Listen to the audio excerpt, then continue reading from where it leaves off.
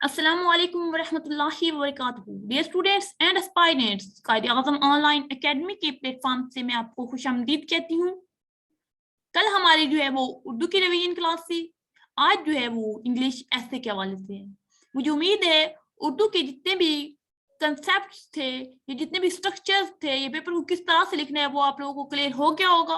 आज के इस लेक्चर में जो है वो इंग्लिश ऐसे के डिस्कस करेंगे। इंग्लिश ऐसे की ये रिवीजन क्लास होगी आप लोगों के लिए पीएमएस की, ठीक है जी। और जो कंपल्सरी के मॉक एग्जाम है आपका वो 6 जून से स्टार्ट हो रहा है, ठीक है। और जो स्टूडेंट्स या एस्पायरेंट्स जो हैं वो ये मॉक एग्जाम देना चाहते हैं वो हमसे जो है वो करें टेलीग्राम पर कांटेक्ट, और जो है वो हम उनको रजिस्टर करेंगे। और 5 जून तक आप लोगों ने रजिस्टर करवाना है खुद को, और उसके बाद जो है वो फिर रजिस्ट्रेशन नहीं हो सकेगी। हम जो रजिस्टर्ड स्टूडेंट हमारे पास आएंगे जो हमें जो है वो बताएंगे कि वो मॉक देना चाहते हैं, हम सिर्फ उन्हीं को जो है वो मॉक टेस्ट जो है वो फ्री ऑफ कॉस्ट एवोल्यूएट करके देंगे, ठीक है जी। और ये जो हमारी एवेल्यूशन होगी वो फ्री ऑफ कॉस्ट होगी। और अगर आप लोगों को कोई जो है वो किस अपनी स्टडी में अपनी प्रिपरेशन में पीएमएस की कोई भी प्रॉब्लम आए तो आप लोग जो है हमसे कांटेक्ट कर सकते हैं। और किसी किस्म की आपको हेल्प की जरूरत हो तो आप हमसे कांटेक्ट कर सकते हैं। टेलीग्राम ग्रुप का लिंक जो है वो हम आपको डिस्क्रिप्शन में दे देंगे, ठीक है जी स्टूडेंट्स। और आज हम स्टार्ट करते हैं कि पीएमएस इंग्लिश ऐसे को। कायदे-ए-आज़म ऑनलाइन एकेडमी के प्लेटफॉर्म से हम आपको पीएमएस की प्रिपरेशन करवा रहे हैं। तो इस सिलसिले में हमारे जो है रिवीजन क्लासेस स्टार्ट हो गई हुई हैं। रिवीजन क्लासेस में हमने उर्दू को डिस्कस किया, आज इंग्लिश ऐसे को डिस्कस करेंगे, कल इंशाल्लाह आप ऐसे को डिस्कस करेंगे, ठीक है जी। इसमें हमारे पास जो हम डिस्कस करेंगे आज की क्लास में वो हम पीएमएस ऐसे के सिलेबस को देखेंगे। ऐसे होता क्या है, टाइप्स ऑफ ऐसे कौन सी हैं, जो ऐसे होते हैं इसको मार्क कैसे किया जाता है, आउटलाइन का स्ट्रक्चर क्या होता है, थीसिस स्टेटमेंट किस तरह लिखी जाती है, जो आपके पास स्ट्रक्चर होता है इंट्रोडक्शन का, बॉडी पैराग्राफ का और कंक्लूडिंग पैराग्राफ का वो किस तरह से होता है वो हम बताएंगे। और लास्ट पे जो है वो हम आपको इंपॉर्टेंट डोमेन्स बताएंगे जो आप लोगों को मस्ट प्रिपेयर करने चाहिए ऐसे के हवाले से, ठीक है जी। अगर हम सिलेबस की बात करें, अगर हम सिलेबस की बात करें तो हमारे पास जो सिलेबस होता है इसमें हमारे पास एक बात जो मेंशन होती है पेपर में वो होती है कि पीएमएस का जो आपके पास ऐसे होता है वो एनालिटिकल होता है। पेपर के पर आप लोगों के पास लिखा होता है कि जो ऐसे है ये आपका एनालिटिकल ऐसे है। एनालिटिकल जो ऐसे होता है उसमें 2 चीजें आपकी चेक की जाती हैं। एनालिटिकल ऐसे में आपकी 2 चीजें जो है वो चेक की जाती हैं। वो कौन कौन सी होती हैं जी? फर्स्ट थिंग 2 चीजें चेक की जाती हैं आपकी। पहली आपकी कंसेप्चुअल क्लैरिटी होती है, कंसेप्चुअल क्लैरिटी, कंसेप्चुअल क्लैरिटी। और दूसरी आपके पास होती है आपकी लॉजिकल रीजनिंग।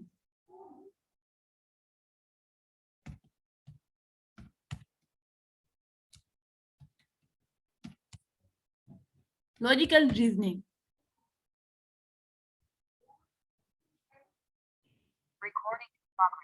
ये जो 2 चीजें होती हैं ये एनालिटिकल ऐसे की बेसिक रिक्वायरमेंट्स होती हैं कि आपकी जो कंसेप्ट्स हैं उनमें क्लैरिटी होनी चाहिए और आपके ऐसे में लॉजिकल रीजनिंग होनी चाहिए, ठीक है। सिलेबस पर हमने एक डिटेल वीडियो बनाई हुई है, एक डिटेल लेक्चर हमने दिया था और वो यूट्यूब पर अपलोडेड है, आप वो भी देख सकते हैं हमारे ऑफिशियल चैनल पर, कायदे-ए-आज़म ऑनलाइन एकेडमी के चैनल पर जो है वो डिटेल वीडियो है पीएमएस जो है सिलेबस की। आज हम जो है वो थोड़ा सा ब्रीफली बताएंगे आप लोगों को कि क्या है।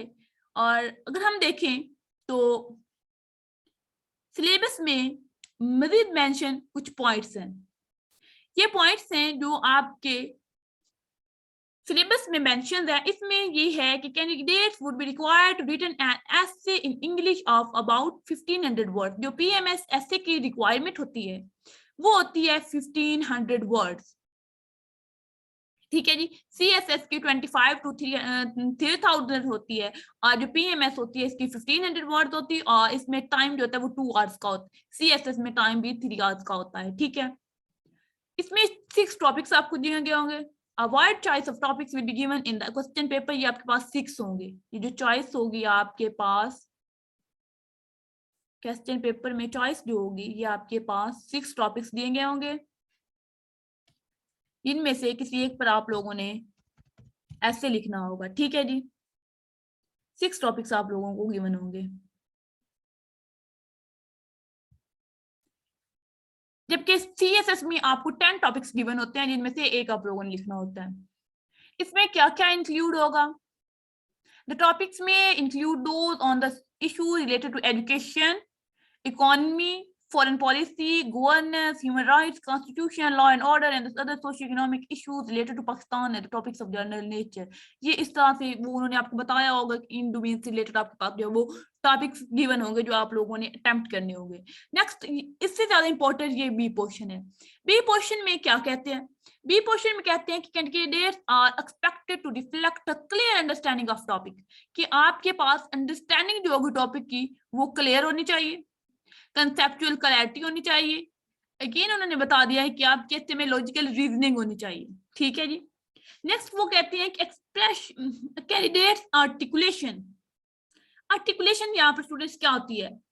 आर्टिकुलेशन का मतलब होता है आपके पास formulation of ideas and the manners of presentation, कि आप अपने ऐसे को किस तरह से प्रेजेंट कर रहे हैं, और आपके जो ऐसे में फॉर्मुलेशन है आपके आइडियाज की वो किस तरह की है। Next thing is the expression and the correct use of English. अच्छा, एक्सप्रेशन अब क्या होता है? एक्सप्रेशन में अगेन 2 चीजों को चेक किया जा रहा होता है। एक तो आपकी लैंग्वेज को चेक किया जा रहा होता है, दूसरा आपके आइडियाज में जो क्लैरिटी होती है, क्लैरिफिकेशन ऑफ आइडियाज होती है, वो आपके एक्सप्रेशन में चेक की जा रही होती है। करेक्ट यूज ऑफ इंग्लिश का मतलब है कि आपकी इंग्लिश जो है वो ग्रामेटिकली करेक्ट होनी चाहिए।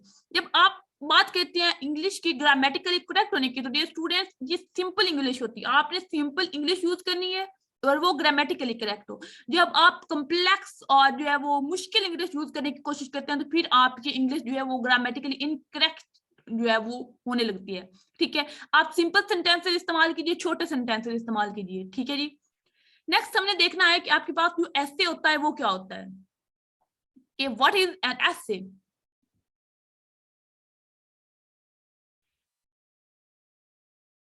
ऐसे आपके पास जो होता है एक ऐसा पीस ऑफ एकेडमिक राइटिंग होती है जो कंसिस्ट कर रही होती है आपके पास 1500 to 5000 वर्ड पर, और ये एक कंप्रीहेंसिव पीस ऑफ राइटिंग होती है, कितनी एक स्पेसिफिक टॉपिक पर लिखी गई होती है। स्टूडेंट्स यहाँ पर एक बात जो है वो काबिल गौर है कि जो आपके पास एब्स्ट्रैक्ट ऐसे होते हैं, एब्स्ट्रैक्ट ऐसे को डिफरेंट डोमेन्स में इंटरप्रेट किया जा सकता है। ठीक है, वो एक टॉपिक आपको दिया गया होता है, ठीक है, जिसे आप लिटरेरी भी कहते हैं, और उसको आप जो है वो हिस्टोरिकली इंटरप्ट कर सकते हैं, करंटली कर सकते हैं, आप इसको फिलोसफिकली कर सकते हैं, उसके डिफरेंट जो है वो तरीकों से इंटरप्ट कर सकते हैं। तो बाद उस लेकिन जिसमें भी डिपेंड में करें, आप लोगों ने अगर फिलोसफी कर लिया तो पूरी ऐसे अपने को फिलोसफिकल बनाकर रखना होता है। अगर आप लोगों ने हिस्टोरिकल डोमेन को सिलेक्ट किया तो आपने अपनी पूरी ऐसे को हिस्टोरिकल डोमेन में रखना होता है, क्योंकि आपके पास जो ऐसे होता है एक स्पेसिफिक टॉपिक पर एक स्पेसिफिक डोमेन में लिखा जाता है। अगर कुछ स्टूडेंट ऐसा करते हैं कि वो सारे जितने भी कंसेप्ट और आइडियाज होते हैं वो हिस्टोरिकल हो, फिलोसफिकल हो, जिस तरह के भी हो, वो लिटरेरी हो, वो जिधर भी टॉपिक को ले जाए वो सबको मिक्स करके ऐसे में लिख देते हैं कि एग्जामिनर को कोई एक तो एग्जामिनर के आइडिया से भी मैच करेगा, और वहां पर आपको एग्जामिनर 0 मार्क देते हैं, क्योंकि वो कहते हैं ये क्या है, कभी फिलोसफिकल आइडिया आ रहा है, कभी हिस्टोरिकल आ रहा है, कभी लिटरेरी आ रहा है, तो ये क्या है, खिचड़ी सी बन जाती है वो। इसलिए आप जो भी डोमेन सिलेक्ट करें एक स्पेसिफिक डोमेन को आप लेके अपना पूरा ऐसे लिखें। इस सिलसिले में जो आपके पास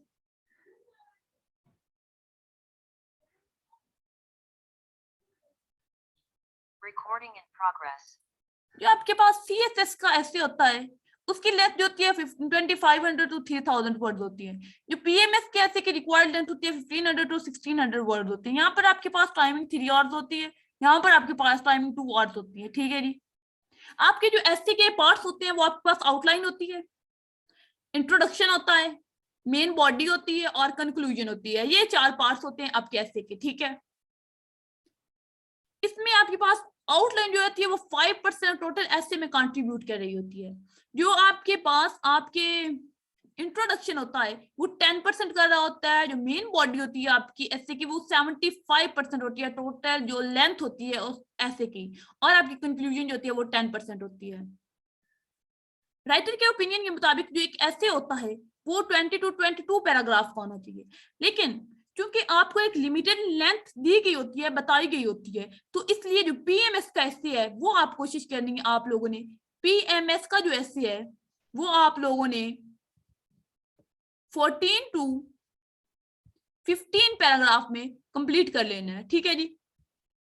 14, 15, बाद लोग 12, 13 तभी कर लेते हैं, लेकिन 14, 15 जो है वो आप लोगों ने कर लेने। ये आपका था कि ऐसे क्या होता है। नेक्स्ट जो है वो अब हमने डिस्कस करनी है टाइप्स ऑफ ऐसे।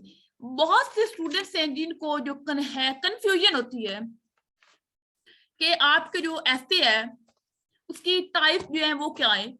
अच्छा, ये टाइप्स जो होती हैं ये आपकी अंडरस्टैंडिंग के लिए होती हैं।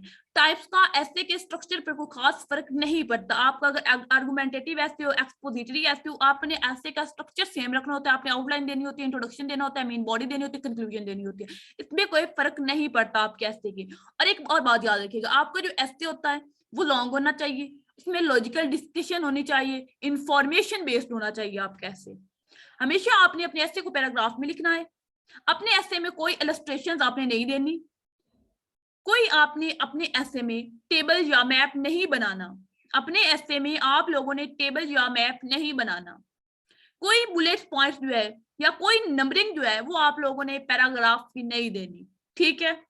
अपने ऐसे में आप लोगों ने कोई हेडिंग भी नहीं देनी। ये कुछ ऐसे लिखने के असूल होते हैं, ठीक है, इनको आपने मद्देनजर रखना होता है।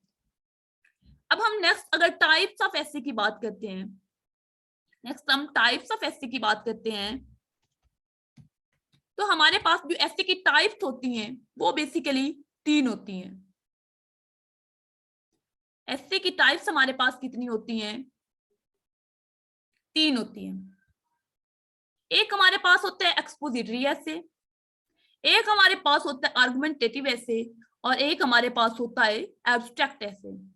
जो आपके पास एक्सपोजिटरी ऐसे होता है, आपका एक्सपोजिटरी ऐसे, आपका जो एक्सपोजिटरी कैसे होता है ये हमेशा 2 वेरिएबल्स के दरमियान होता है। इसमें 2 वेरिएबल्स पर डिस्कशन की गई होती है, ठीक है। जैसे हम अगर एग्जांपल लिखें कि आपके पास ये एक्सपोजिटरी, दूसरा आपके इशू बेस्ड होंगे, इसमें कोई ना कोई आपके पास इशू हाईलाइट हो गया होगा, ठीक है। एक्सपोजिटरी ऐसे 2 वेरिएबल्स के दरमियान डिस्कशन होगी और इशू बेस्ड होगा आपके पास, ठीक है। For example pros and cons of globalisation, मिसाल के तौर पे pros and cons of globalisation.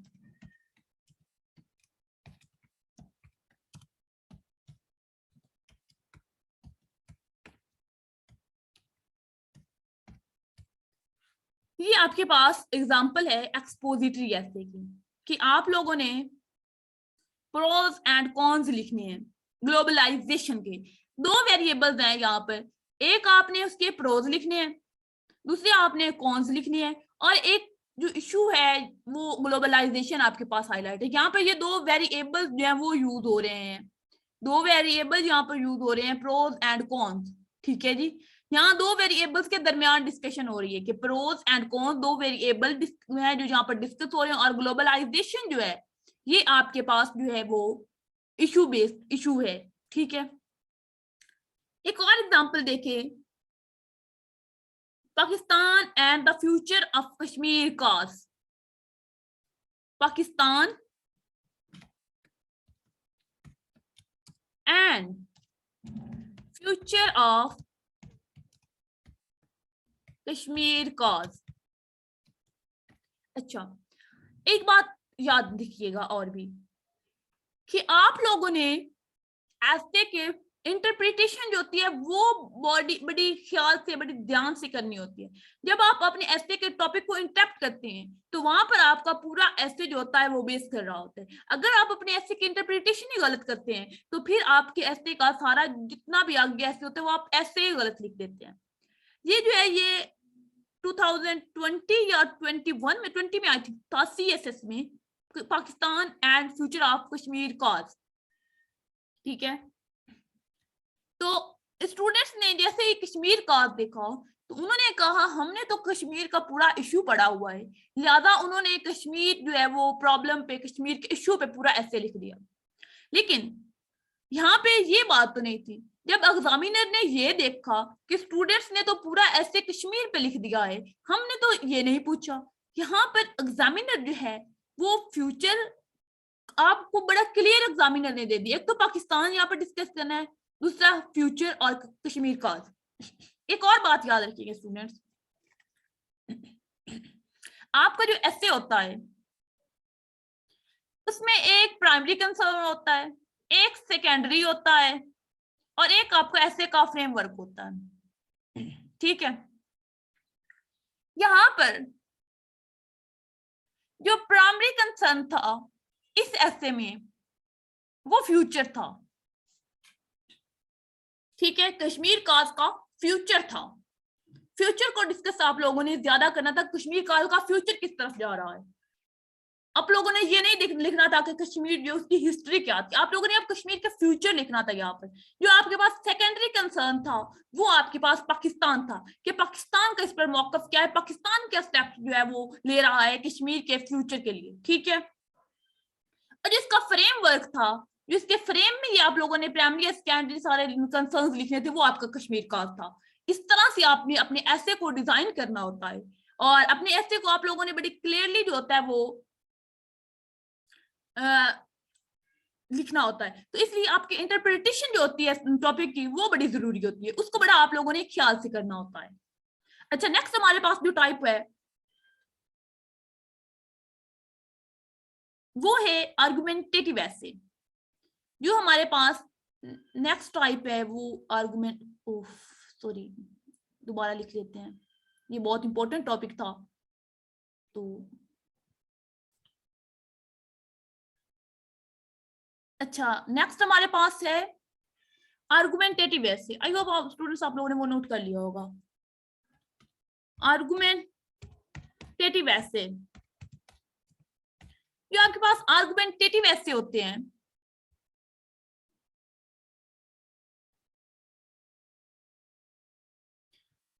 Argumentative ऐसे जो होते हैं ये आप लोगों ने हमेशा फेवर में या अगेंस्ट लिखने होते हैं। आर्गुमेंटेटिव ऐसे में आपको एक स्टेटमेंट दी जाती है, ठीक है, जिसमें आप लोगों ने किसी एक स्टांस को लेना होता है, उसके फेवर में या उसके अगेंस्ट लिखना होता है। ठीक है, जैसे मिसाल के तौर पे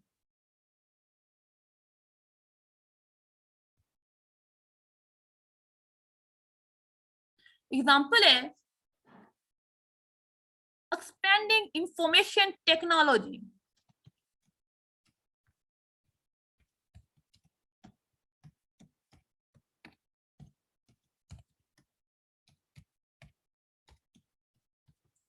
एक्सपेंडिंग इंफॉर्मेशन टेक्नोलॉजी अकर्स और ब्लेसिंग, एक टॉपिक था आपके पास, अकर्स और ब्लेसिंग।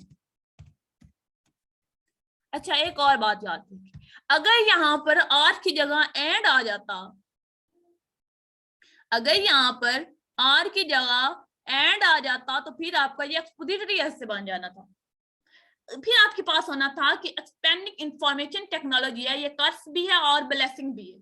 ठीक है, फिर आप लोगों ने जो है वो इसे सिंपल जो है एक्सपोजिशन इसकी करनी थी, इसको डिस्कशन कर देना था, दो वेरिएबल्स आपके पास आ जाने थे, कर्स और ब्लेसिंग। लेकिन ठीक है, यहाँ पर और आ गया है, एंड नहीं आया, मतलब आपको एक सवालिया स्टेटमेंट दे दिया है, आपसे क्वेश्चन कर रहा है एग्जामिनर कि ये जो एक्सपेंडिंग इंफॉर्मेशन टेक्नोलॉजी है ये आपके पास कर्स है या ब्लेसिंग है।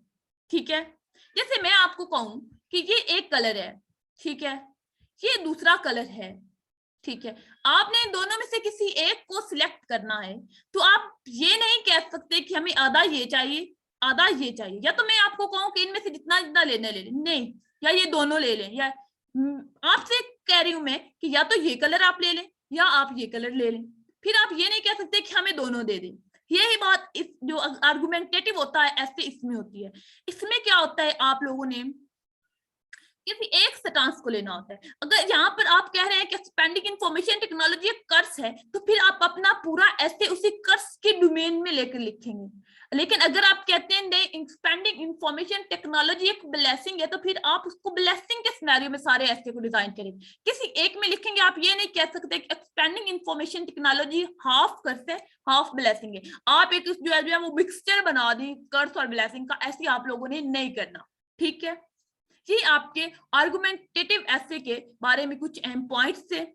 ये स्ट्रक्चर समझना आपके लिए इसलिए जरूरी होता है कि आप अपने एसे को उसके अकॉर्डिंग डिजाइन कर रहे होते हैं, अदरवाइज एसे के स्ट्रक्चर पर टाइप्स का कोई खास फर्क नहीं पड़ता। नेक्स्ट हमारे पास है एब्स्ट्रैक्ट एसे। नेक्स्ट हमारे पास है एब्स्ट्रैक्ट एसे।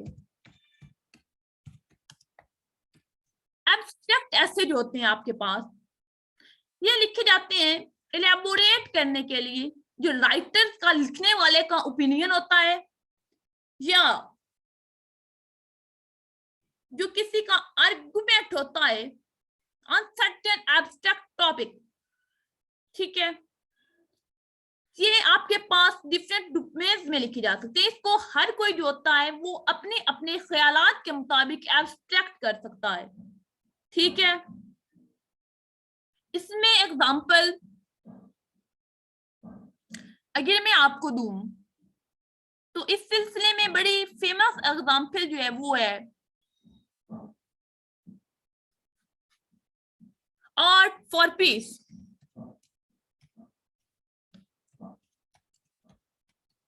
ठीक है, ये होते हैं एब्स्ट्रैक्ट ऐसे, और मैं आपको प्रेफर नहीं करूंगी कि आप पेपर में एब्स्ट्रैक्ट ऐसे लिख के आए। आप एक्सपोजिटरी भी लिखें, आप आर्गुमेंटेटिव भी लिखें, लेकिन आप अपने ऐसे में कभी भी एब्स्ट्रैक्ट ऐसे लिखकर ना आए।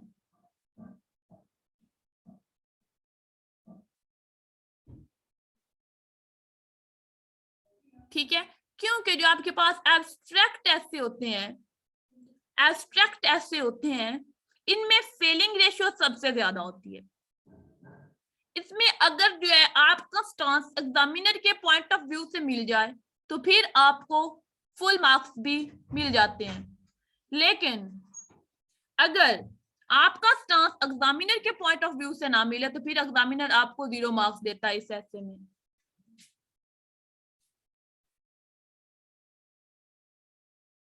Recording in progress. जी, आपके पास थे टाइप्स जो है वो आपकी ऐसे की। ठीक है जी,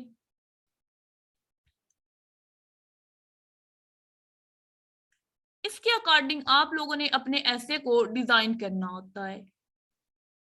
आपने अपने ऐसे को बड़ी वाइजली जो है वो इंटरप्ट करना है। ठीक है, टॉपिक की जो इंटरप्रिटेशन है वो बहुत ज्यादा इंपॉर्टेंट होती है।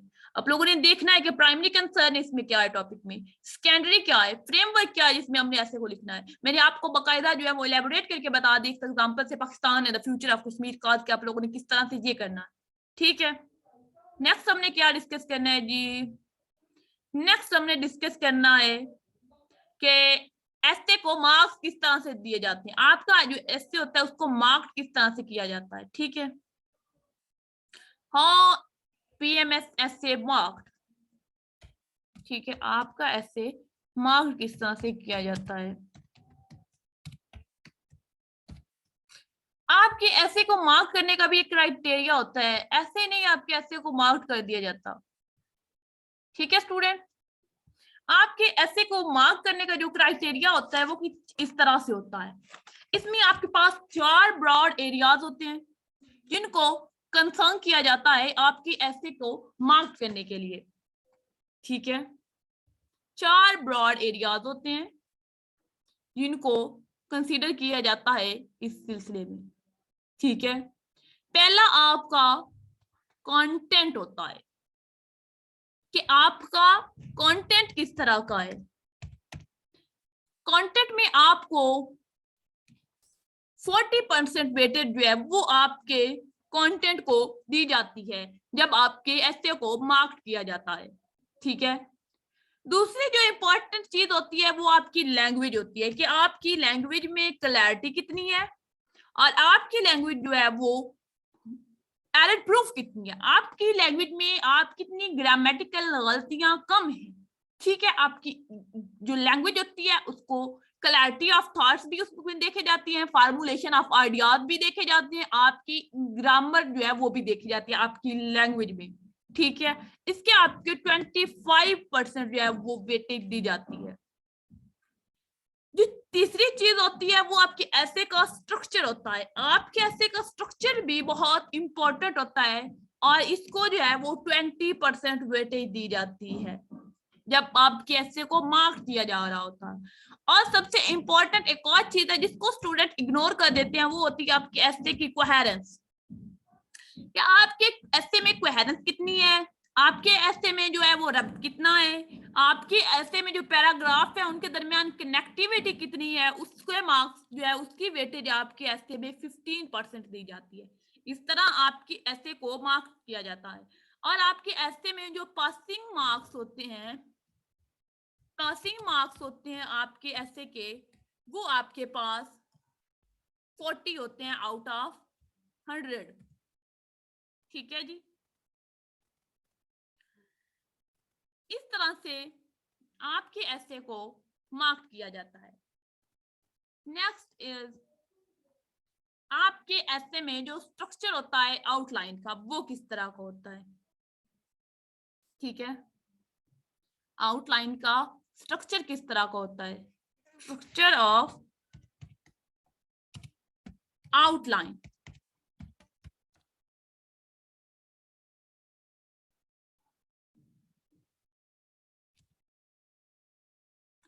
स्ट्रक्चर ऑफ आउटलाइन, जब आपके ऐसे को लिखा जाता है तो उसमें सबसे पहले स्ट्रक्चर लिखा जाता है। स्ट्रक्चर में सबसे पहले आउटलाइन लिखी जाती है, तो स्ट्रक्चर लिखा नहीं जाता, स्ट्रक्चर जो है वो डिजाइन किया जाता है। आपकी आउटलाइन होती है उसमें आप लोगों ने 3 चीजें जो होती हैं वो इंपॉर्टेंट होती है वो मेंशन करनी होती है। ठीक है, 3 चीजें, 3 चीजें कौन कौन सी होती हैं। एक आपके ऐसे का इंट्रोडक्शन होता है, ये एक फिक्स हेडिंग होती है, फिक्स आउटलाइन होती है, और जो एक आखिरी होती है वो कंक्लूजन होती है, और ये भी फिक्स आउटलाइन होती है आपके ऐसे में। दरमियान में आप लोगों ने बॉडी पैराग्राफ्स लिखने होते हैं, दरमियान में आप लोगों ने बॉडी पैराग्राफ्स लिखने होते हैं। बॉडी पैराग्राफ्स जो है वो आप लोगों ने बॉडी पैराग्राफ्स की आपने कुछ हेड्स और बुलेट्स बना लेने होते हैं। ठीक है, जैसे आपके पास आ जाए करप्शन पे आपसे, ठीक है, अगर आपके पास करप्शन आ जाता है ऐसे, करप्शन पे करप्शन कॉजेज एंड रेमेडीज, तो फिर आप किस तरह बनाएंगे। फिर आप लोगों ने बनाना होता है सबसे पहले इंट्रोडक्शन। अच्छा जी, एक और सेकंड, आप लोगों ने ऐसे में हमेशा क्रंच पैराग्राफ लिखना होता है, क्रंच पैराग्राफ। ठीक है, क्रंच पैराग्राफ क्या होता है, ये आपके ऐसे का जो टॉपिक होता है उसकी लिटिल बिट एक आप लोगों ने एक्सप्लेनेशन देनी होती है अपने टॉपिक की, क्रंच पैराग्राफ कहते हैं। वो आप लोगों ने अपने जो ऐसे का टॉपिक होता है उसके अकॉर्डिंग जो है वो सेट करनी होती है। ठीक है, इसमें आप लोगों ने सबसे पहले, अगर आपके पास ऐसे आता है करप्शन पे, या अगर आपके पास जो है वो ऐसे आता है water crisis and national unity, ठीक है, तो इसमें आप लोगों ने सबसे पहले इंट्रोडक्शन लिखना है, और एक बात और, इंट्रोडक्शन में ही आप लोगों ने थीसिस स्टेटमेंट भी देनी होती है। इंट्रोडक्शन के अंदर ही आप लोगों ने अपनी थीसिस स्टेटमेंट देनी होती है। मैं उसे टीएस लिख रही हूँ, थीसिस स्टेटमेंट, ठीक है। उसके बाद आप लोगों ने टॉपिक मैं यहाँ पे लिख देती हूँ कि हम एक टॉपिक पे कोशिश करते हैं आउटलाइन बनाने की। वाटर क्राइसिस ये पास्ट पेपर का टॉपिक है, एंड नेशनल यूनिटी।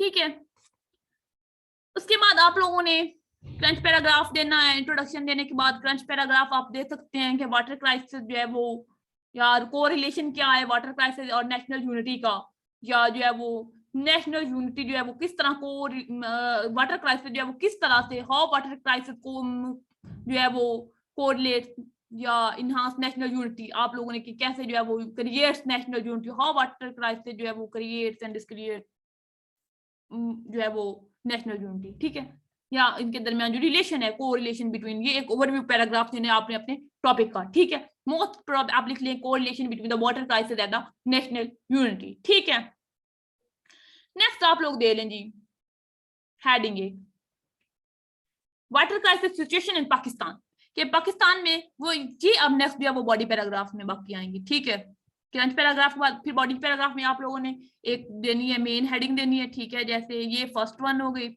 ठीक है, ये आप लोगों के पास फर्स्ट हो गई। ठीक है, ये सेकंड हो गई। अब यहाँ पे थर्ड आप लोगों ने देनी है मेन हेडिंग। ठीक है, देन आपने उसके बुलेट्स पॉइंट लिखने हैं, वो आप रोमन में भी लिख सकते हैं, और वो आप जो है वो ए स्मॉल ए बी लिख सकते हैं। ठीक है, इस तरह से भी, इस तरह से 3-4 आप लोगों ने ये देनी है। और उसके बाद आप लोगों ने ये देख के कि आपके पास जो वाटर क्राइसिस की सिचुएशन क्या है, तो फोर्थ आप लोगों ने, देन वन आप लोगों की 3-4 हेडिंग दे के फोर्थ आप लोगों ने दे लेनी हेडिंग की आपके पास जो है वो नेशनल यूनिटी जो है वो क्या है, सिचुएशन नेशनल यूनिटी की सिचुएशन क्या है पाकिस्तान में। ठीक है, वाटर क्राइसिस की सिचुएशन क्या है, देन नेशनल यूनिटी की सिचुएशन क्या है, फिर उसके आप लोगों ने इसी तरह ए करके बी करके 3-4 पॉइंट बताने। और इसमें आप लोगों ने अपने ऐसे की जो लेंथ है उसका ख्याल रखना, क्योंकि एक पूरी जो आपके पास बुलेट फॉर्म होगी वो आपकी पूरी जो है वो ऐसे को रिप्रेजेंट कर रही होगी। जो सब हेडिंग होगी वो आपके ऐसे को पूरे ऐसे के पैराग्राफ, एक पूरे पैराग्राफ को रिप्रेजेंट कर रही होगी। और जो है वो देन आप वे फॉरवर्ड दे दें फिफ्थ में आके, फिफ्थ पे आप वे फॉरवर्ड दें। और वे फॉरवर्ड देने के बाद 6 में आप लोग जो है वो कंक्लूजन पे चले जाएं। कंक्लूजन फिर आपकी 6 हो जाएगी। ठीक है, इस तरह से आप लोगों ने आउटलाइन जो है वो बनानी होती है। ठीक है जी, आई होप आप लोगों को समझ आ गई होगी कि आप लोगों ने किस तरह जो है वो आउटलाइंस बनानी है। ठीक है, इंट्रोडक्शन और कंक्लूजन के आप लोगों के जो है वो जो है कांस्टेंट रहेंगी। उसके बाद आप लोगों ने ओवरव्यू पैराग्राफ देना है, ये आपके पास ओवरव्यू पैराग्राफ होगा सेकंड। उसके बाद थर्ड फोर्थ फिफ्थ जो है वो आप लोग काजेज इफेक्ट्स रेमेडीज के तौर पे जो है वो दें। अगर करप्शन पे आता है, करप्शन की काजेज क्या है, करप्शन के इफेक्ट्स क्या है, इस तरह भी आ सकता है। और उसके जो है वो वे फॉरवर्ड या रेमेडीज क्या है, सोल्यूशंस क्या है। यहाँ पर अगर आप करप्शन की करें तो फिर काजेज आएगा, उसके बाद कुछ इफेक्ट्स आएंगे करप्शन के, देन उसके सॉल्यूशंस आएंगे, और देन सिक्स आपकी कंक्लूजन आ जाएगी। इस तरह से आप लोगों ने अपने ऐसे जो है वो आउटलाइन जो है वो क्रिएट करनी होती। ठीक है, आपने अपने जो आउटलाइन होनी उनको ऐसे डिजाइन करना होता है कि आपके ऐसे के पैराग्राफ में कोहेरेंस बरकरार रहे। ठीक है जी, नेक्स्ट है हमारे पास इंट्रोडक्शन किस तरह से लिखा जाता है। ऐसे का इंट्रोडक्शन किस तरह से लिखा जाता है। ठीक है, स्टूडेंट्स जो है वो इसमें बहुत ज्यादा कंफ्यूज होते हैं कि जो है वो ऐसे का इंट्रोडक्शन किस तरह से हमने लिखना है। ठीक है,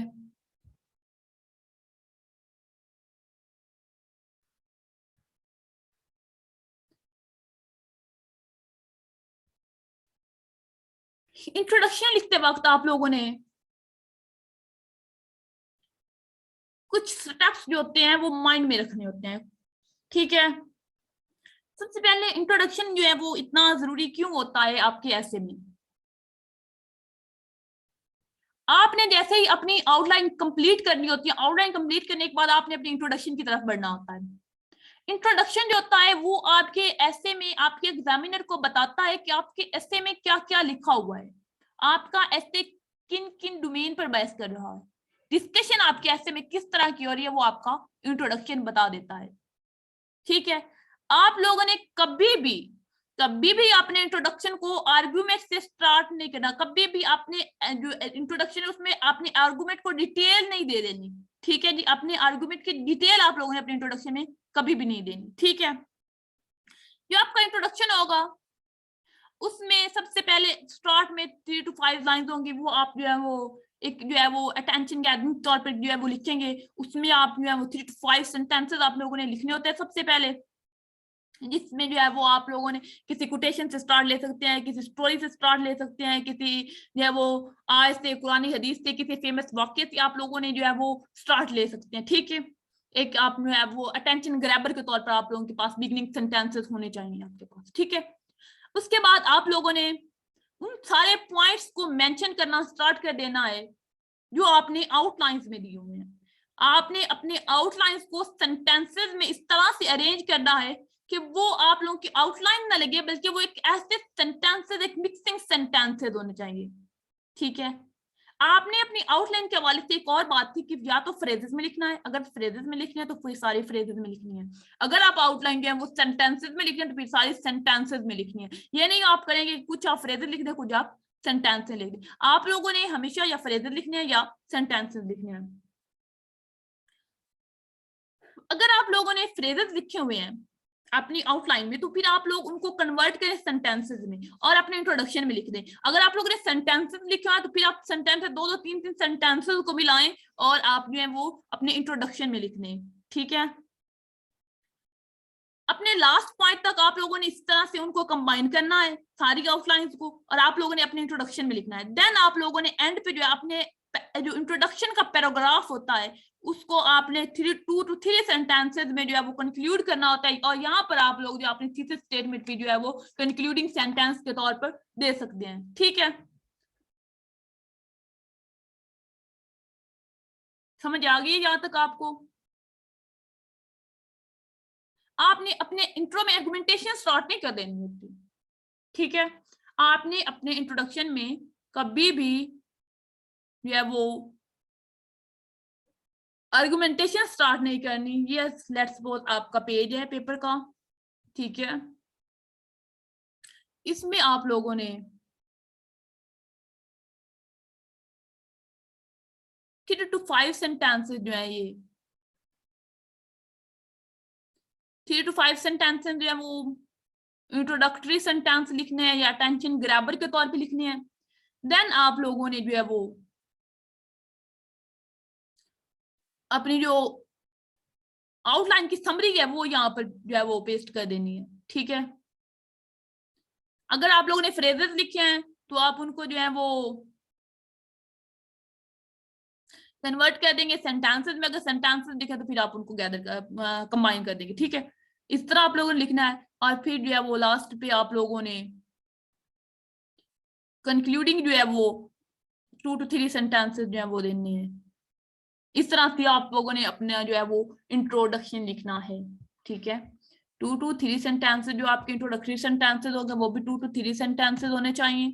उसके बाद आप लोगों ने जो अपनी आउटलाइंस हैं उनको लिखना होता है, आउटलाइन की समरी लिखनी होती है, देन कंक्लूडिंग लिखना होता है। 2 to 3 सेंटेंसेस जो होते हैं वो भी आप लोगों ने कंक्लूजन के भी लिखने हैं, कंक्लूडिंग स्टेटमेंट आप लोगों ने देनी होती है, यहाँ आप पर थीसिस स्टेटमेंट भी दे सकते हैं। ठीक है जी, यहाँ आप लोग जो है वो थीसिस स्टेटमेंट दे भी सकते हैं। थीसिस स्टेटमेंट जो है वो कंपल्सरी नहीं होती स्टूडेंट, थीसिस स्टेटमेंट दे भी सकते हैं, थीसिस स्टेटमेंट नहीं भी दे सकते। ठीक है, ये आपका था इंट्रोडक्शन। और इंट्रोडक्शन जो होता है ये पीएमएस के पेपर में आपने इंट्रोडक्शन की जो लेंथ रखनी है ना, पीएमएस के पेपर में वो 100 to 120 और 130 जो है वो वर्ड आप लोगों ने लिखने हैं। ठीक है, पीएमएस के पेपर में आप लोगों ने इसकी लेंथ 1 पेज ऑलमोस्ट आपका बन जाना चाहिए। ठीक है जी, ये आपका था इंट्रोडक्शन। इस तरह से आप लोगों ने अपना इंट्रोडक्शन जो है वो डिजाइन करना होता है। यहाँ तक अगर आप लोगों का कोई क्वेश्चन है तो आप लोग पूछ सकते हैं। यहाँ तक हम लोगों ने जो है वो डिस्कशन की है। आपके पास पीएमएस के एसए का सिलेबस क्या है, आपके जो है वो पीएमएस एसए जो है उसका सिलेबस के बाद हमने डिस्कस किया कि आपके एसए कैसा होता है, एसए की टाइप्स क्या होती हैं, आपके एसए को मार्क्स किस तरह से किया जाता है, आपके एसए को लिखा किस तरह, आपके एसए की आउटलाइन को किस तरह से लिखा जाता है, और अब हमने देखा है कि इंट्रोडक्शन को किस तरह से लिखा जाता है। अब यहाँ तक आप लोगों को कोई क्वेश्चन है तो आप लोग पूछ सकते हैं। यहाँ तक अगर आप लोगों का कोई क्वेश्चन है तो आप लोग पूछ सकते हैं।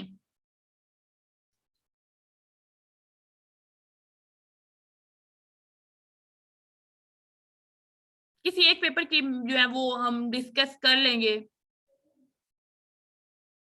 जो टाइप्स हैं वो मैं किसी एक पेपर की डिस्कस कर दूंगी। आप वो जो स्टूडेंट्स यूट्यूब पर देख रहे हैं वो अपने जो है वो कर सकते हैं, कमेंट उनको भी आंसर दिए जाएंगे। ये इसी सेशन में जो है वो किसी को डिस्कस करते हैं, आप लोगों को पता चल जाएगा टाइप जो है वो किस तरह की होती है। ठीक है, पहले हम जो है वो इंट्रोडक्शन, अब थीसिस स्टेटमेंट का स्ट्रक्चर भी थोड़ा सा बता दूंगी। जो स्टूडेंट थीसिस स्टेटमेंट लिखना चाहते हैं वो, उसके बाद बॉडी पैराग्राफ्स और कंक्लूजन के बताने के बाद जो है वो फिर डिस्कस कर लेंगे जी। 100 to 120 वर्ड इनफ होते हैं पीएमएस के जो है एसए के इंट्रोडक्शन के लिए। इंट्रोडक्शन के आप लोग जो है वो स्ट्रक्चर को फॉलो करें। बाकी तो आपका इंट्रोडक्शन जो होता है वो बड़ा आप लोगों ने जो है वो, बेशक आप लोग जो है वो हाफ एन आवर जो है वो 45 मिनट्स भी अपने इंट्रोडक्शन को दे दें, क्योंकि आपका इंट्रोडक्शन और कोई एक पैराग्राफ आपका जो है वो एग्जामिनर मोस्टली पढ़ता है। और आप लोगों ने किसी भी पैराग्राफ को ये नहीं करना कि जल्दी में उसे खत्म कर दे, उसके स्ट्रक्चर को जो है वो इम्पीड कर दे, वो आगे पीछे कर दे, तो कोई एग्जाम हो सकता है एग्जामिनर वो ही आपका एक पैराग्राफ पढ़े।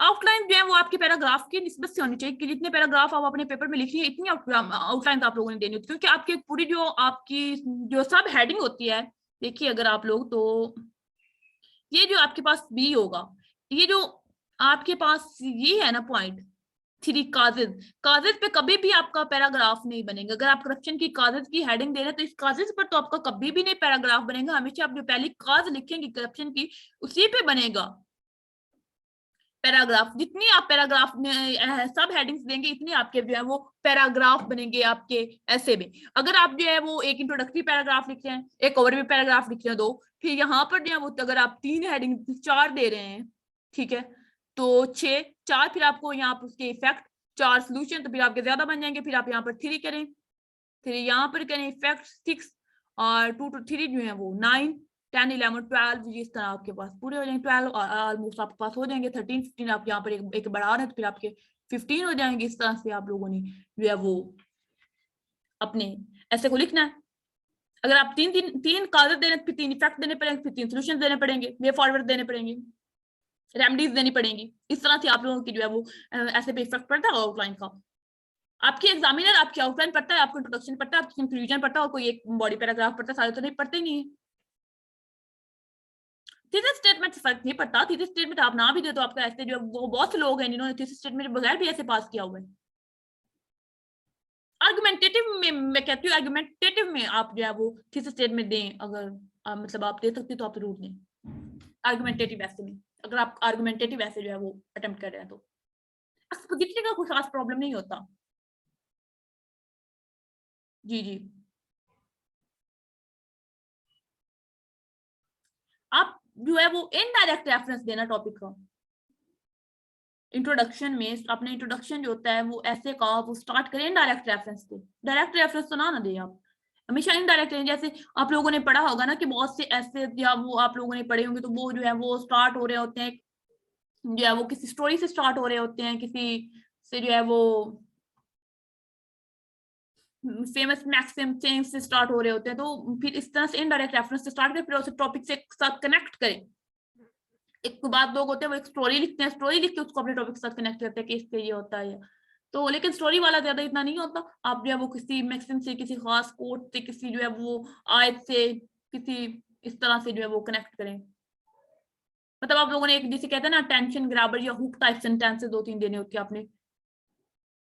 आई कैचिंग जो सेंटेंसेस होते हैं वो आप लोगों ने देने होते हैं, आपने जो है वो इंट्रोडक्शन के जो फर्स्ट होते हैं, उसके बाद आप लोगों ने 8 to 10 सेंटेंसेस भी होते हैं वो आप लोगों ने लिखने होते हैं। आपके जो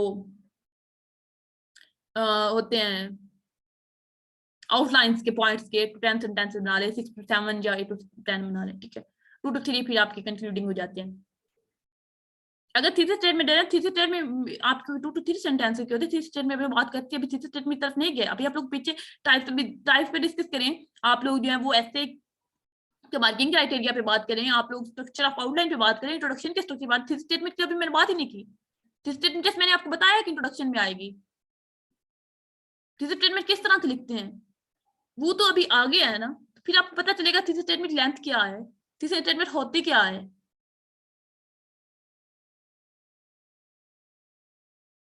एक्सपोजिटरी एसे में और आर्गुमेंटेटिव एसे में पोजीशन मैंने कहा है, आप लोग थीसिस स्टेटमेंट की बात ना करें, थीसिस स्टेटमेंट आगे आ रही है।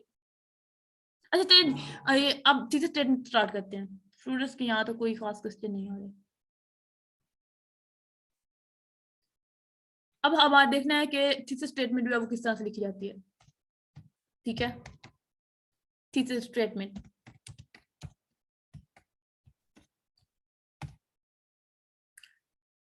थीसिस स्टेटमेंट को लेकर स्टूडेंट्स की बड़ी एम्बिग्विटीज होती हैं, बड़ी जो है वो प्रॉब्लम्स होते हैं स्टूडेंट्स के लिए थीसिस स्टेटमेंट को लेकर।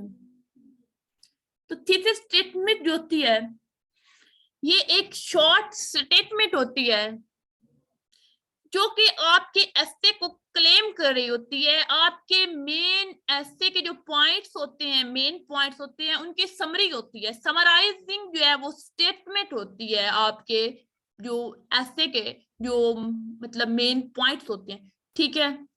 ये डेवलप्ड होती है, supported and explain in the essay by means of the examples and evidences, ठीक है। ये जस्ट आपके मेन पॉइंट्स होते हैं ऐसे के, इन पॉइंट्स को आप अपने ऐसे में एक्सप्लेन करते हैं, डेवलप करते हैं, सपोर्ट देते हैं, किसके जरिए, एग्जांपल्स के जरिए, एविडेंसेस के जरिए, फैक्ट्स एंड फिगर्स के जरिए, ठीक है। अगर हम बात करते हैं इसकी लेंथ की, थीसिस स्टेटमेंट की लेंथ की अगर बात करते हैं तो ये 30 to 40 वर्ड्स की होनी चाहिए। 30 to 40 वर्ड्स की आपकी थीसिस स्टेटमेंट होनी चाहिए, ठीक है जी। ये क्या होती है थीसिस स्टेटमेंट? शॉर्ट स्टेटमेंट होती है, जो समरी होती है, जो मेन पॉइंट होते हैं आपके एसे के, उनकी जो है वो शॉर्ट स्टेटमेंट होती है, क्लेम ऑफ योर एसे होता है, ठीक है।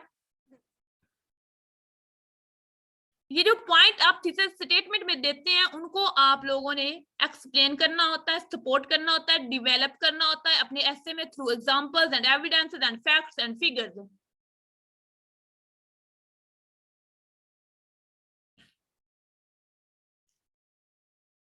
जो आपके पास थीसिस स्टेटमेंट होती है ये एक्सपोजिटरी एसे का मेन पॉइंट होती है, एक्सपोजिटरी एसे का मेन पॉइंट होती है, लेकिन आर्गुमेंटेटिव एसे में ये क्लेम ऑफ योर एसे होती है, क्लेम ऑफ योर एसे। क्योंकि आर्गुमेंटेटिव एसे में आपने कोई एक स्टांस लेना होता है, किसी एक साइड को आप लोगों ने चूज करना होता है, तो ये जो थीसिस स्टेटमेंट होती है ये बता देती है कि आप अपने एसे में कौन सा स्टांस ले रहे हैं, ठीक है। जैसे हमने एग्जांपल देखी थी कि एक्सपेंडिंग टेक्नोलॉजी द ब्लेसिंग और अ कर्स, तो जब आप थीसिस स्टेटमेंट को ये आपकी पढ़ेगा तो इस बात का अंदाजा हो जाएगा कि आप जो है वो एक्सपेंडिंग इंफॉर्मेशन टेक्नोलॉजी कर्स कह रहे हैं कि उसको ब्लेसिंग कह रहे हैं। ये आपके क्लेम होगा ऐसे का एक्सपोजिटरी ऐसे में, सॉरी आर्गुमेंटेटिव ऐसे में। आर्गुमेंट जो आपका एक्सपोजिटरी ऐसे होगा उसमें मेन पॉइंट के तौर पे होगा।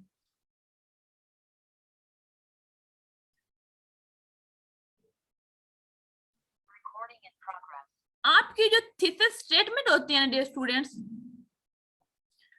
वो हमेशा 3 क्वेश्चंस को आंसर कर रही होती है। और कौन से 3 क्वेश्चंस को आंसर करती है? सबसे पहला है व्हाट, कि ये क्या है, ये क्या है। दूसरा है व्हाई, ये क्यों है। और तीसरी होती है हाउ, ये कैसे है। ये 3 पॉइंट जो है वो एड्रेस कर रही होती है आपकी थीसिस स्टेटमेंट। आपकी थीसिस स्टेटमेंट 3 पॉइंट एड्रेस कर रही होती है, 3 सवालों के जवाब हमेशा देती है, वो होती है व्हाट, व्हाई एंड हाउ। ठीक है, तो आप लोगों ने ट्राई करना है, कोई टॉपिक लेना है, उसमें आप लोगों ने उस टॉपिक को पूछना है कि ये टॉपिक है क्या।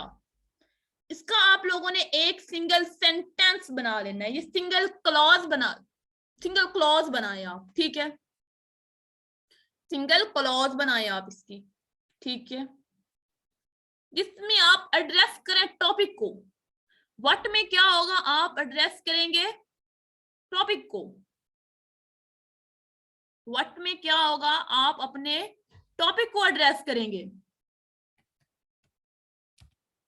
ठीक है, व्हाट में आप टॉपिक को एड्रेस करेंगे। व्हाई में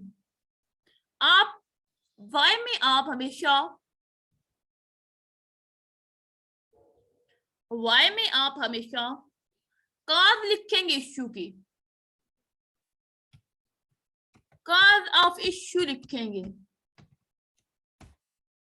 ठीक है जी, इसमें आप 2 जो है वो क्लासेस बनाएंगे। ठीक है, और आप हाउ में लिखेंगे how to resolve the situation. ठीक है, how to resolve the situation, आप इस जो सिचुएशन क्रिएट हो गई है उसको रिजॉल्व कैसे करना, इसकी एक ये 2 क्लासेस आप बना लें। ठीक है, इस तरह ये आप 30 to 40 वर्ड्स की आपकी एक स्टेटमेंट बनेगी। ठीक है, जो आपके इश्यू को एड्रेस करेगी कि ये है क्या आपका टॉपिक।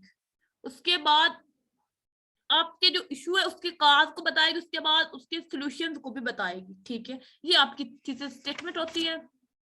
यहाँ तक आप लोगों को अगर कोई प्रॉब्लम है तो आप पूछ सकते हैं। बताया तो है कि यहाँ पर थीसिस स्टेटमेंट आपकी आएगी अपनी ऐसे में। यहाँ पर जो है वो जो कंक्लूडिंग पैराग्राफ्स होंगे ना, 1 मिनट आप उसको वेट करें, या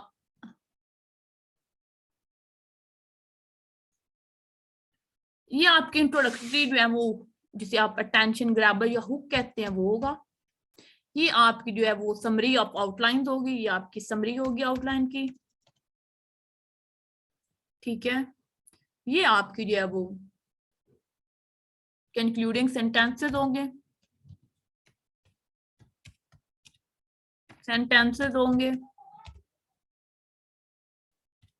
ठीक है, और यहाँ पर आप अपनी थीसिस स्टेटमेंट भी दे सकते हैं। कंक्लूडिंग थीसिस स्टेटमेंट देनी होती है आप लोगों तो यहाँ पर देते हैं।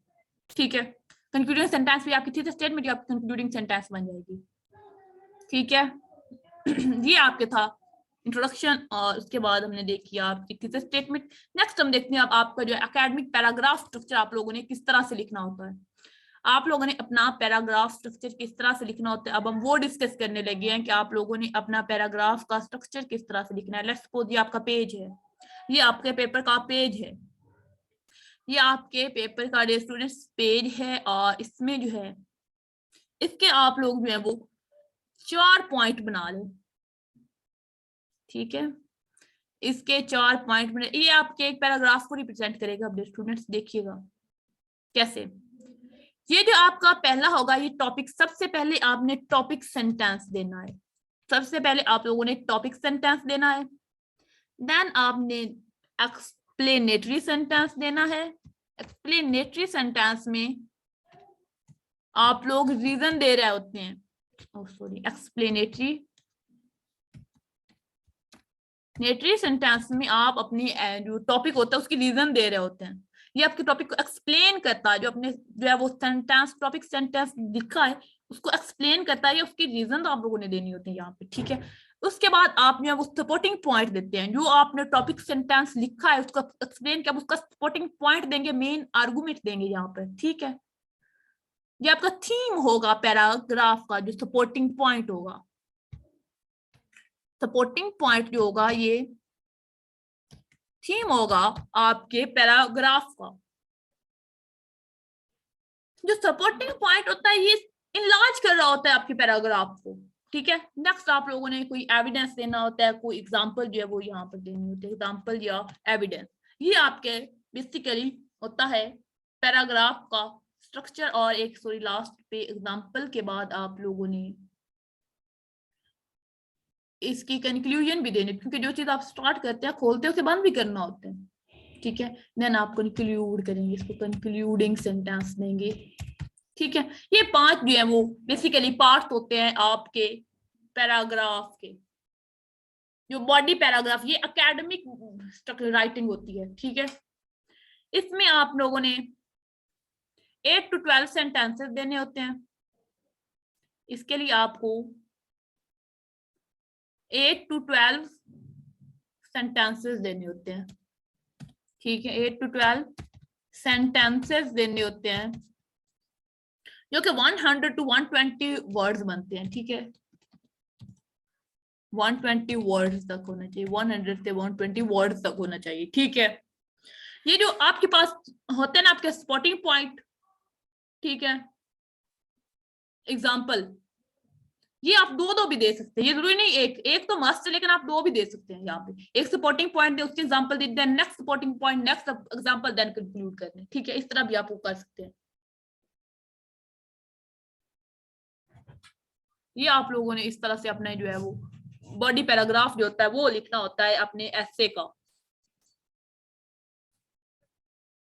Recording in progress. स्टूडेंट्स यहाँ आप लोग कम कर लें, ये वर्ड जो ये लेंथ कम करें, ऐसा आपके जो है वो ऐसे की लेंथ ज्यादा हो जाएगी। आप लोगों ने 1500 वर्ड तक अपना ऐसे लिखना होता है, यहाँ पर आप 80 to 90 वर्ड जो है वो करें, ठीक है।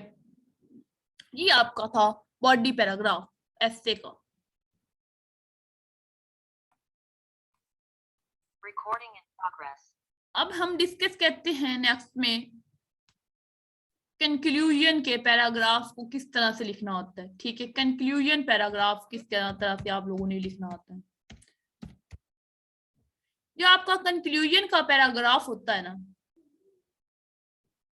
कंक्लूजन पैराग्राफ जो होता है ये आपका जो सम अप होता है, आपकी जितनी भी सारी ऐसे में डिस्कशन होती है उस सबको आपने सम अप करना होता है। जो आपने सारे ऐसे में डिस्कशन की होती है एक पैराग्राफ में, सारी चीजों को आपने कभी भी अपने ऐसे में आप लोगों ने कभी भी न्यू आर्गुमेंट या न्यू पॉइंट कभी भी नहीं देना, ठीक है।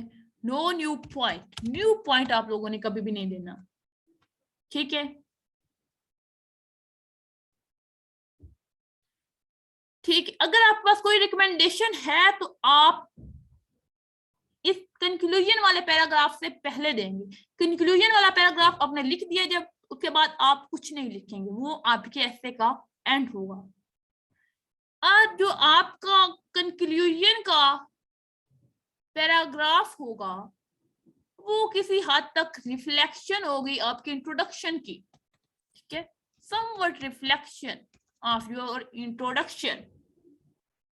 आपने अपने इंट्रोडक्शन में कभी भी नहीं लिखना in my opinion, sorry conclusion में कभी भी नहीं लिखना इन माय ओपिनियन, या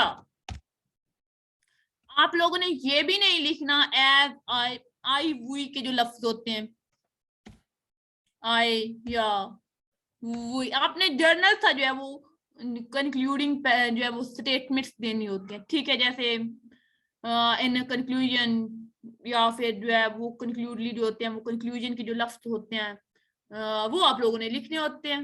at the end, in the conclusion, sum up the points, ठीक है। कभी भी आपने ये नहीं लिखना कि इन माय ओपिनियन ये हो रहा है तो इन माय ओपिनियन वो हो रहा है, ठीक है। ये आप लोगों ने अवॉइड करनी, ये चीजें नहीं आप लिखनी, ठीक है। कोई न्यू पॉइंट आप लोगों ने नहीं देना अपने ऐसे में, ठीक है जी।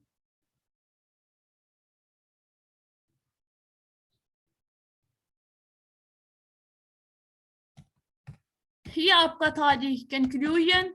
अच्छा, और ये जो होता है आपका पैराग्राफ जो कंक्लूजन का होता है ना, इसकी अगर लेंथ की बात करते हैं, ये बॉडी पैराग्राफ से बड़ा होना चाहिए, बॉडी पैराग्राफ से बड़ा होना चाहिए और इंट्रोडक्शन से छोटा होना चाहिए। तो ये 100 वर्ड्स का आप आलमोस्ट, अगर आप जो है वो इंट्रोडक्शन 120 वर्ड्स का लिख रहे हैं ना तो उसे 100 वर्ड्स का करना है, ठीक है। पीएमएस कैसे की बात करिए, नॉट सीएसएस ऐसे में लेंथ वेरी कर जाएगी, ठीक है। ये आपका जो है वो कंक्लूजन का ऐसे है, कंक्लूजन पैराग्राफ है ऐसे में जो आप लोगों ने लिखना होता है, ठीक है।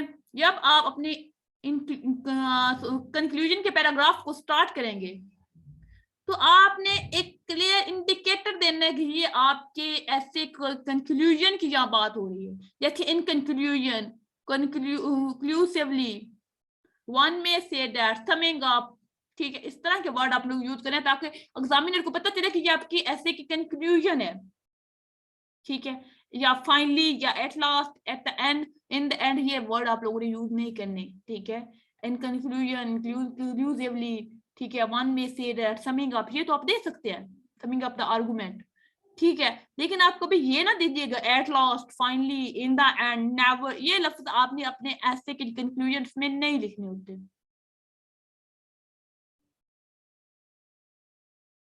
ठीक है। और आपने हमेशा जो है वो किसी ना किसी जो उम्मीद की किरण के साथ अपने ऐसे को जो है वो रे ऑफ होप से अपने ऐसे को जो है वो एंड करना होता है, कंक्लूजन के पैराग्राफ को, ठीक है।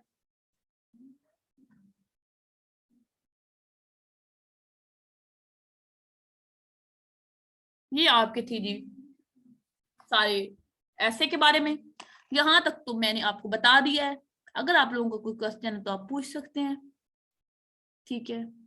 नेक्स्ट हमने क्या डील करना था, स्ट्रक्चर हो गया बस हमारे, हमने आज इतने ही बताना था आपको। हमने सिलेबस को डिस्कस किया, हमने ऐसे को डिस्कस किया, फिर हमने डिस्कस किया जो टाइप्स ऐसे किया वो कौन कौन सी है। अच्छा वो डिस्कस कर लेते हैं वेट वेट स्टूडेंट्स वेट्स, कुछ जो है वो स्टेटमेंट्स हैं, एक मिनट,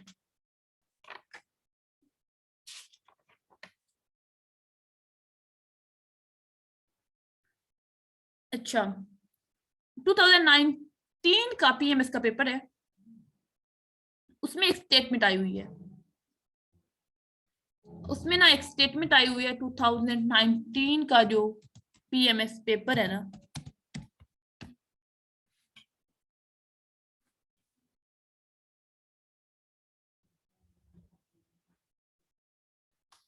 Recording in progress. तो देखिए डियर स्टूडेंट्स, अब यहाँ पर ये जो है वो 3 ऐसे टॉपिक्स आए हुए हैं पीएमएस 2019, ठीक है। जो सबसे पहला है देखिए, corruption is the root cause of all social ills, कि करप्शन जो है यहाँ पर वो कह रहे हैं कि रूट कॉज है जितनी भी सोशल इल्स हैं उनकी। तो आपके ख्याल में ये कौन सी टाइप हो सकती है, एक्सपोजिटरी है, आर्गुमेंटेटिव है, एब्स्ट्रैक्ट है। एब्स्ट्रैक्ट तो ये बिल्कुल वादे है कि एब्स्ट्रैक्ट तो ये नहीं हो सकती। अब आप लोग डिसाइड करें कि ये कौन सी टाइप है, ये आर्गुमेंटेटिव है या एक्सपोजिटरी है। एक्सपोजिटरी कैसे है,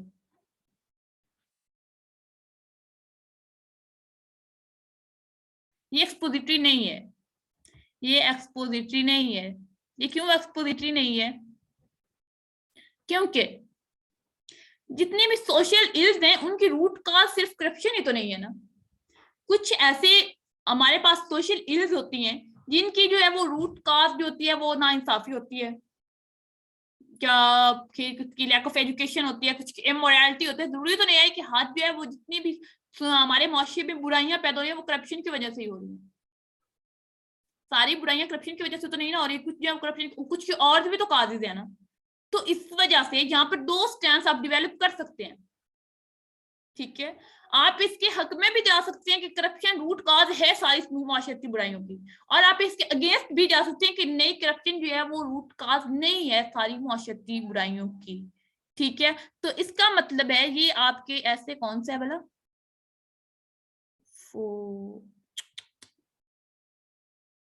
ये स्टेटमेंट थी हमारे पास, करप्शन। मैं ये नीट रखने की कोशिश करती हूँ कि स्टूडेंट्स को जो है वो इसकी जो है वो पीडीएफ बना के बोर्ड की प्रोवाइड कर दूंगी, तो वो इस सिलसिले में जो है वो नीट करने की कोशिश में वैसे ही रिमूव हो जाता है। Corruption is the root cause of, ये उर्दू की आज आपको मिल जाएगी पीडीएफ, उर्दू की भी आज मिल जाएगी और आज की क्लास के बाद जो है ये भी मिल जाएगी आपको इंशाल्लाह। Corruption is the root cause of all social ills.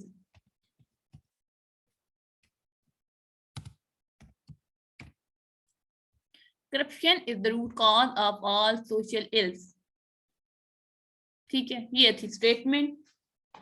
अब आप बताएं नहीं बल्कि बता दिया है कि ये है आर्गुमेंटेटिव। ये कौन सी है? ये आर्गुमेंटेटिव है, ये आर्गुमेंटेटिव स्टेटमेंट है। नेक्स्ट स्टेटमेंट अगर आप देखें द, ये देखिए आप, the CPEC is expected to transform positively the whole socio-economic conditions of Pakistan। ये स्टेटमेंट है, ये आप लोग बताएं, ये एक्सपोजिटरी है, ये आर्गुमेंटेटिव है, ये एब्स्ट्रैक्ट है? जी जी सही कहा, एब्स्ट्रैक्ट तो ये हो नहीं सकती। बताएं ये आर्गुमेंटेटिव है या एक्सपोजिटरी है? चलिए एंड पे मैं एक बार फिर साइट आपको जो है वो रिवाइज करवा दूंगी। CPEC is expected to transform positively the whole socio-economic conditions of Pakistan। यहाँ पर आप कोई दूसरा स्टांस नहीं ले सकते, ठीक है? ये आप डिस्कशन बेस्ड ऐसे आपका, ठीक है? यहाँ पर इशू है CPEC का। आप लोग कहेंगे इशू तो ऊपर भी था, लेकिन ऊपर जो है वो आप जो है वो स्टांस के अगेंस्ट भी जा सकते हैं, उसके हक में भी जा सकते हैं। यहाँ पर आप अगेंस्ट कैसे जाएंगे? इसका मतलब है ये एक्सपोजिटरी ऐसे आपके पास। नेक्स्ट है आपके पास respect to diversity can lead to unity in the nation. ये आपके पास ये बड़ा वादिया है कि आपके पास एब्स्ट्रैक्ट ऐसे, ठीक है? इस तरह आपने जो है ऐसे टाइप फाइंड आउट करनी होती है। अब मैं आपको जो है कुछ इंपॉर्टेंट टॉपिक्स बताने जा रही हूँ, उन टॉपिक देख लिया आप लोग उन डोमेन्स को, और उससे जो है वो आपका ऐसे जो है वो प्रिपेयर करें उनके अकॉर्डिंग। वुमेन है सबसे पहले, gender equality, feminism, women, education, democracy, governance, global warming, terrorism, corruption, then accountability, economic challenges and solutions। ये एक टॉपिक है, economic challenges and solutions, then energy crisis, water crisis, CPEC challenges and opportunities, globalization, populism, national integration and freedom of speech। ये कुछ important topics हैं, इनको आप तो देख लीजिएगा। और आज के लिए मेरी तरफ से कंप्लीट है। आप लोग जो है क्वेश्चन पूछ सकते हैं। अच्छा देखिए एक बार, ये थी टाइप आपकी, ये आपकी एक्सपोजिटरी ऐसे है, ये डिस्कशंस होगी, टू वेरिएबल्स की डिस्कशन होगी। आर्गुमेंटेटिव ऐसे में आपको एक स्टांस लेंगे, उसके हक में जाएंगे या उसके अगेंस्ट जाएंगे। और जो आपके पास आपका एब्स्ट्रैक्ट ऐसे होगा, ये व्यू होगा, ओपिनियन होगा उस चीज के बारे में, जो है वो राइटर का जो है वो एक व्यू पॉइंट जो है वो राइटर को आर्ग्यूमेंट होगा राइटर का, ठीक है?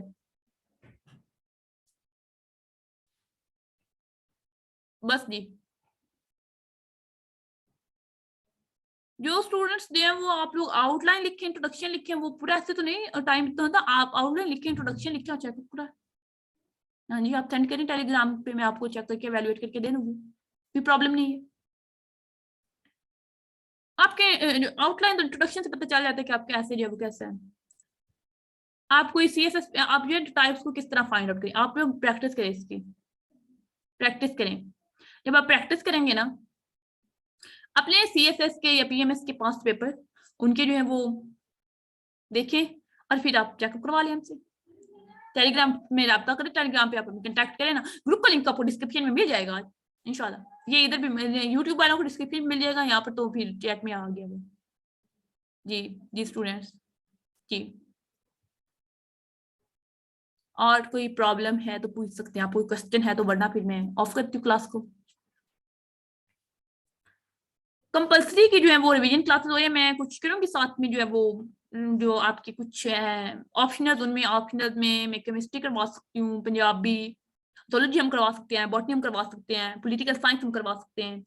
ये कुछ सब्जेक्ट हैं जो हम करवा सकते हैं। मैं कोशिश करूँगी उनको भी अरेंज करके, फिर आपको ये कि फिर दिन में जो 2 कंसेप्ट 2 क्लासेस आपको लेनी पड़ेंगी दिन में, जो है वो रिवीजन क्लासेस होंगी, क्योंकि ऑप्शनल की तो वो लेंथी भी थोड़ी सी होंगी। 2 क्लासेस रख लेंगे, लेकिन फिर भी आप लोगों की वो थोड़ी लेंथी क्लासेस होंगी, ये तो शॉर्ट्स की होती है, इनमें स्ट्रक्चर को डिस्कस करना होता है, बाकी या तो आप लोगों ने खुद करना है। जो टीचर्स होते हैं वो आपको सिर्फ जो है वो रास्ता दिखा सकते हैं, आपको जो है वो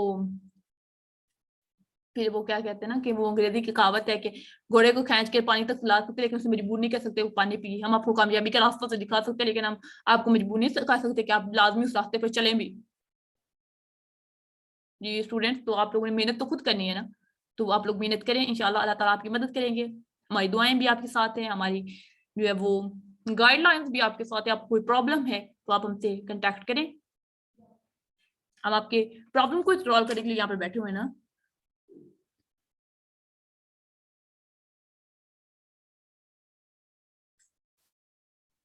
कल इंग्लिश प्रेस की क्लास होगी, शेड्यूल आई थिंक ग्रुप में शेयर हो चुका है, टेलीग्राम ग्रुप में शेड्यूल है आप लोगों का। ऑप्शनल के भी मॉक लिए जाएंगे, ऑप्शनल के भी मॉक लिए जाएंगे। जो ऑप्शनल मैंने बताए हैं ना, उनकी हम रिवीजन क्लास अरेंज कर सकते हैं, उन्हीं ऑप्शनल के जो है वो हम कोशिश करेंगे मॉक भी लेने की।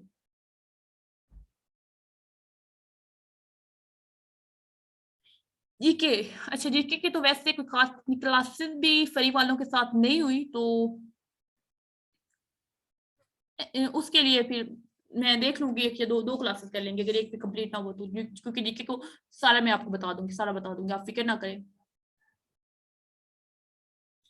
आप लोगों ने वो मैं आपको बता दूंगी, तरीका बता दूंगी आप लोगों ने, टिप्स ट्रिक्स सब कुछ मैं जीके की क्लास में आपको बता दूंगी, चाहे 3 घंटे की क्लास होगी, ठीक है। अगर 3 घंटे की क्लास में भी ना कंप्लीट हो फिर हम 2 दिन क्लासेस रख लेंगे जीके की, कोई प्रॉब्लम नहीं है आपको। कल इंशाल्लाह इंग्लिश प्रैक्टिस की होगी, सारी एम्बिग्यूटीज आपकी क्लियर हो जाएंगी उसमें भी। आज कोई ऐसे के रिलेटेड आपको क्वेश्चन है तो आप पूछे, एनी क्वेश्चन रिलेटेड टू ऐसे।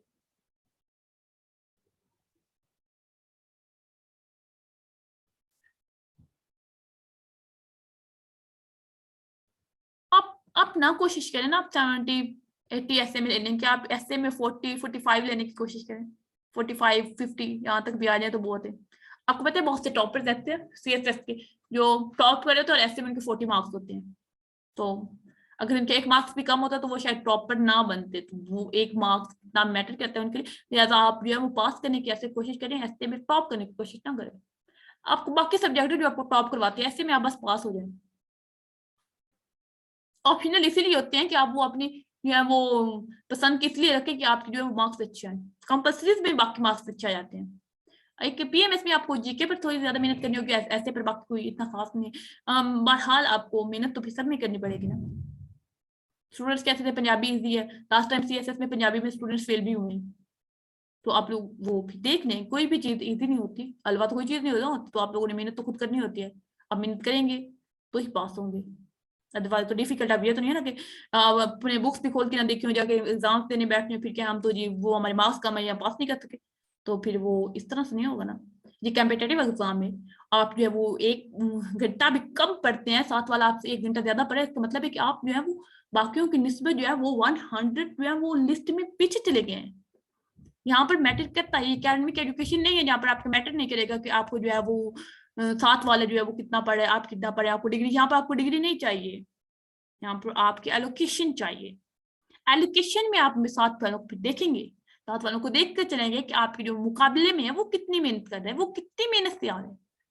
कहते हैं ना कि जंग में आप मुखालिफ को देखकर वो जंग की तैयारी करते हैं कि आपका मुखालिफ कितने हथियार लेकर आए, उसके पास कितनी फौज है, कितने हथियार है, कितनी वो पावर के साथ आ रहे हैं, कितनी तैयारी के साथ आ रहे हैं, मेहनत के साथ, उसमें आपको करनी पड़ती है, क्योंकि यहाँ पर आपको एलोकेशन चाहिए होती है स्टूडेंट्स, तो इसलिए ऐसे आप लिखें। अब आपके पास टाइम कम है 10, तो एटलीस्ट आप ऐसे लिखें, ज्यादा इंट्रोडक्शन और आउटलाइन लिखें, फिर आगे बाकी आप 5-6 भी ऐसे कंप्लीट लिखें, बाकी आप इंट्रोडक्शन आउटलाइन लिखें 15-20 ऐसे की, तो वो आपने इनफ होगा। जी मैं एवेल्युएट कर दूंगी, फ्री ऑफ कॉस्ट कर दूंगी, कोई प्रॉब्लम नहीं है ये students.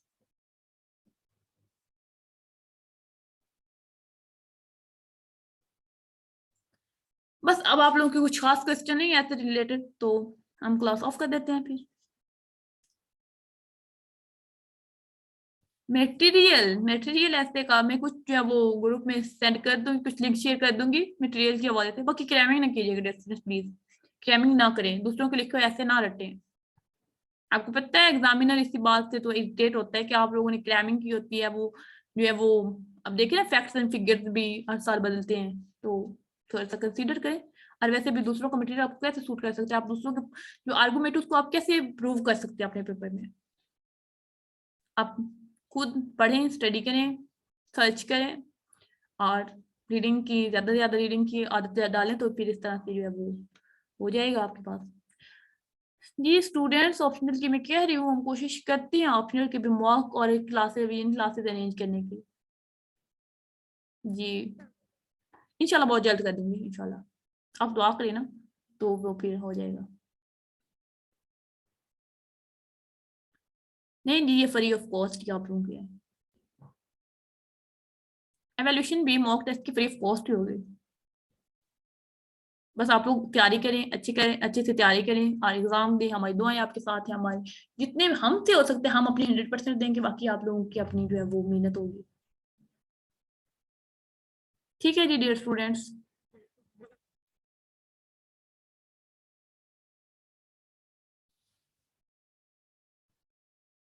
Most welcome dear students, आप लोगों का भी बहुत शुक्रिया, आपकी पेशेंस है, आप लोग हमें ज्वाइन करते हैं।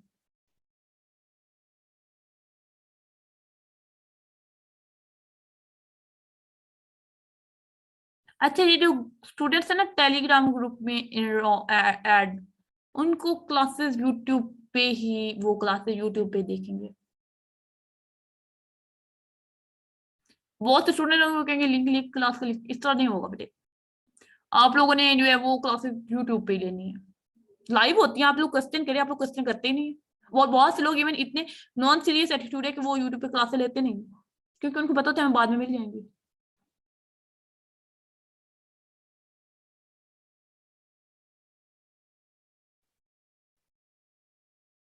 थोड़ी सी आप भी सीरियसनेस दिखाएं ना स्टूडेंट्स, तो फिर अगले को भी हो कि हमारी इतनी मेहनत कर रहे हैं आप लोगों के लिए, तो वो भी कुछ उसका फायदा भी हो रहा है। आज के लिए ऐसे के लिए कोई असाइनमेंट। अच्छा, geo strategic location of Pakistan, hurdles and opportunities, ये आपकी असाइनमेंट होगी। इस पे आप लिखें, इंट्रोडक्शन लिख के आउटलाइन लिखें, ग्रुप में सेंड करें या पर्सनल में भी सेंड कर सकते हैं। और लेकिन प्लीज इरेलीवेंट मैसेज ना कीजिए, बहुत से स्टूडेंट जो है वो तंग कर रहे होते हैं। प्लीज जस्ट आप लोग जो है वो अपनी एकेडमिक राइटिंग हुई है तो आप ग्रुप में कोशिश करना अपने काम सेंड करने की। आप लोग ग्रुप किस लिए है? डिस्कशन के लिए है ना, तो आप सेंड करें, वहां पर डिस्कशन करें, आप लोग स्टूडेंट्स आपस में डिस्कशन कर लिया करें। नो हमने डिस्कशन आपकी बहन तो नहीं की हुई। जी स्टूडेंट्स ठीक है फिर, बस ठीक है जी, God bless you, best of luck. ठीक है, अल्लाह हाफिज।